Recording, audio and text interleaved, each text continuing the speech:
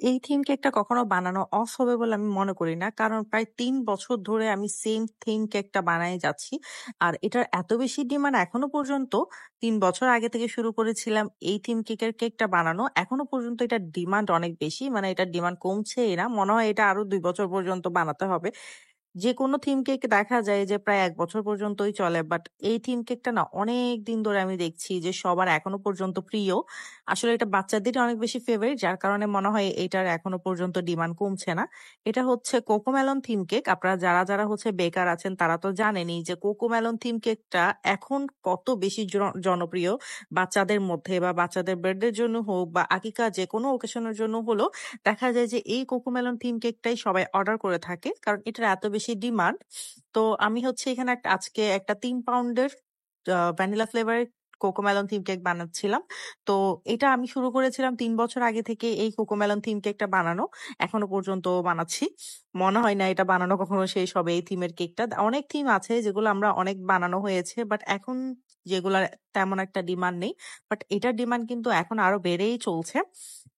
তো এই কেকটা বানাচ্ছিলাম আমি হচ্ছে ভ্যানিলাতে। আর আমি যেটা ফিনিশিং দিব সেটা দিচ্ছিলাম আমি এখানে স্কাই কালার দিয়ে। যেহেতু এটা কোকোমেলন থিম কেক, কোকোমেলনের মধ্যে আসলে দেখা যায় গ্রিন, স্কাই কালার এগুলাই বেশি ইউজ হয়ে থাকে। আর এরই মাঝে বলে ফেলি আমরা হচ্ছে এপ্রিলের ২০ তারিখ থেকে আমাদের অনলাইন প্রফেশনাল কেক ক্লাস নিচ্ছি।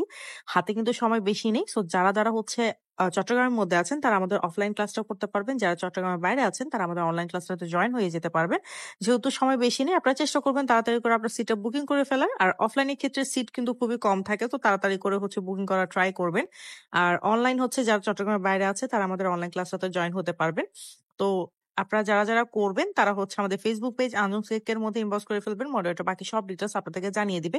যেহেতু এটা হচ্ছে একটা বিজনেস রিলেটেড ক্লাস, মানে আপনারা যে শুধু কেকের ক্লাস করবেন এমন না। কেকের পাশাপাশি কিভাবে কেকের বিজনেস করতে হবে, কিভাবে হচ্ছে কেকগুলো সেল করতে হবে, কোথায় পাইকারি প্রোডাক্টগুলো পাওয়া যায়, কিভাবে প্রত্যেকটা কেকের প্রাইসিং নির্ধারণ করবেন, সবকিছু সম্পর্কে কিন্তু আইডিয়া দেওয়া হয়। সো যারা করবেন অবশ্যই ইনবক্স করে ফেলবেন। আর এখানে যে কোকোমেলন থিম কেকটা আমি এটা ফিনিশিং করার পর নিচে হচ্ছে কিছু আমি গ্রিন কালারের ক্লাউড দিয়ে দিয়েছিলাম। কিছু ফন্ডেন্টের টপার ছিল ওগুলো সব আমি আস্তে আস্তে করে বসিয়ে দিচ্ছিলাম। আর এখানে কোকোমেলনের যে থিমের কার্টুনটা আছে সেটাও আমি বসিয়ে দিলাম। যার বার্থডে তার এজ হচ্ছে 3, যার কারণে আমি এখানে একটা ট্রি বসিয়ে দিয়েছিলাম।